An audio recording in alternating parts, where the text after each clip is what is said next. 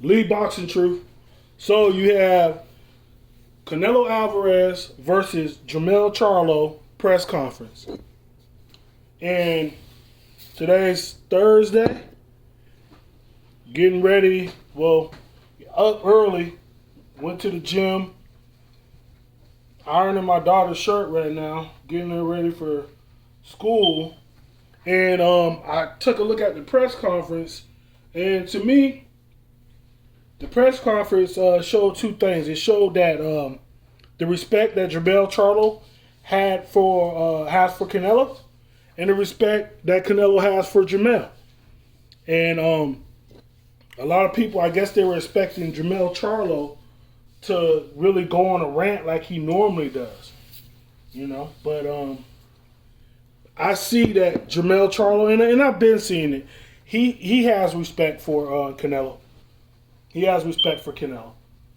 To me, a little bit too much, but that's all right, though. When you're at that level and when Canelo has accomplished the things that he accomplished, nothing's wrong with giving another fighter that respect. So with that being said, you have Canelo Alvarez at 168, been at 168 for a little while. Went to 172, 175. To fight Bivol, and then came back down. But then you have Jermell Charlo, who's at 154, and everybody thought it was going to be his brother, Jermell Charlo, his twin brother, that was going to be able to get the fight. But I'm glad that it's Jermell, because right now Jermell is not at the space to be fighting Canelo Alvarez.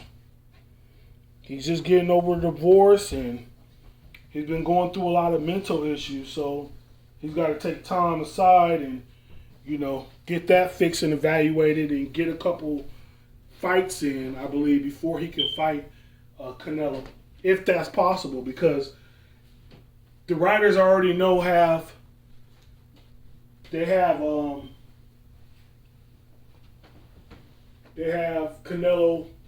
winning this fight. And which I can understand. You got a guy coming up 2 weight divisions. That's a hard task, regardless of the skill set. It's a hard task. So with that being said, in the press conference, Jermell Charlo said, lines only, we said a lot of stuff, but we backed it up. And he said, at least I did. I don't think he was trying to take too many shots at his brother, but at the same time letting him know that, I'm always prepared to fight. And that's one thing we know about Jermell. Even on his comebacks, and believe me, this won't be the same, because if he doesn't win this fight, and not even convincingly, or he's not getting a rematch. And there's no, It doesn't need to be a rematch, because if Canelo beats him convincingly, there needs to be no rematch or anything like that. Canelo is that guy who could say, I beat you convincingly, there's no need to fight you, I'm moving on. But if Jermell wins, I'm convinced that he sees a rematch, unless it's like a close fight, or unless Jermell beats him completely, outclasses him, and Canelo feels like, no, I don't want to fight him again. On to my next person. Or maybe he might say, yeah, I'm going to fight him again. So that's always a big if. But we are getting 2 of the best skilled fighters, regardless of how people feel about Jermell. He is undisputed. He has proven that over and over again. The only fighter that people are looking forward to him fighting besides the Canelo that he's just taken was Tim Tszyu. So with that being said, win or loss, if Canelo doesn't want the rematch, should Jermell go on to Terrence Bud Crawford? Or should he go on to Tim Tszyu?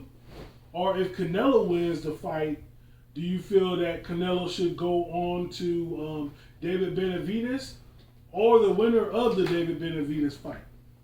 That's another thing. Or even a Jermell Charlo, the brother, if he gets in a fight or two and he looks good in the fight. He'd have to look tremendously good in the fight for people to want that type of fight. And, and it's been a while since Jermell has looked that good in the fight. So with that being said, Lee's Boxing Truth, like, comment, subscribe.